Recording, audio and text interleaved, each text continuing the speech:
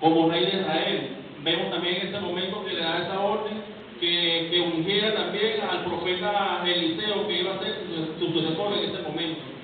Vemos, si hacemos un breve resumen de la historia del profeta Eliseo, vemos también desde Segunda de Reyes en adelante, en el capítulo 6 en adelante, vemos la historia de cuando Eliseo va a suceder a Elías en las obras del Señor, cuando va a ser el ungido como profeta a través de Elías. Vemos en ese acontecimiento que ocurre de ahí en adelante que el profeta Elías y el profeta Eliseo se encontraban siempre, desde ese momento se encontraban ellos siempre juntos, se encontraban en ese momento cuando Jehová se iba a disponer a tomar de ese un torbellino al profeta Elías. Vemos que ellos se mantenían juntos, vemos que muchos profetas donde se encontraba el profeta Elías, el profeta Eliseo, le hacían esa pregunta al profeta en ese momento a Eliseo, que si él tenía ese conocimiento que su Señor iba a ser tomado en ese torbellino. Vemos que el profeta, vemos en ese momento que Eliseo, él les dice que sí tenía ese conocimiento, que su Señor iba a ser tomado en ese torbellino. ¿Y quién es el que vive? Cristo vive. Y a su nombre. Gloria a Dios.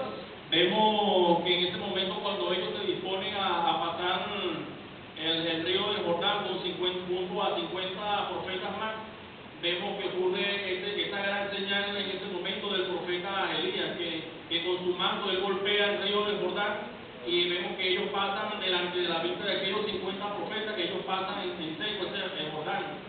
Vemos que al ocurrir este acontecimiento, el profeta Elías le dice en ese momento a Eliseo que le gustaría en ese momento que le gustaría de que fuera, que le regalaría por lo menos en ese momento antes de ser tomado por Jehová.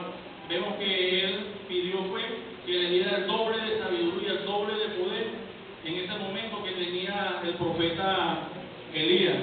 Y vemos que Elías en ese momento le dijo que era algo grande lo que le estaba pidiendo, porque le estaba pidiendo el doble de lo que él tenía en ese momento a través de Jehová.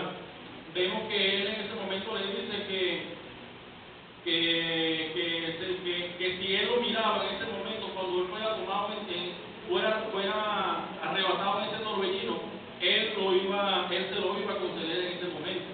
Si leemos un poquito de la historia, vemos que en el momento cuando se presenta la caballería, los carruajes de Dios, vemos que él ve en el momento cuando está siendo tomado Elías en ese torbellino, y entonces él clamaba al Señor.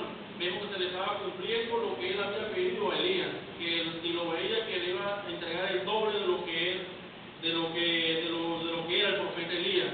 Vemos que los mismos otros profetas, cuando fue tomado ya Elías en estos momentos por el torbellino de Dios en ese momento, vemos que una de esas primeras grandes señales que usó ya Eliseo siendo profeta fue golpear, imitar en ese momento a Elías, golpear el río de Jordán, y también quedó maravillado de haberse también abierto este gran río.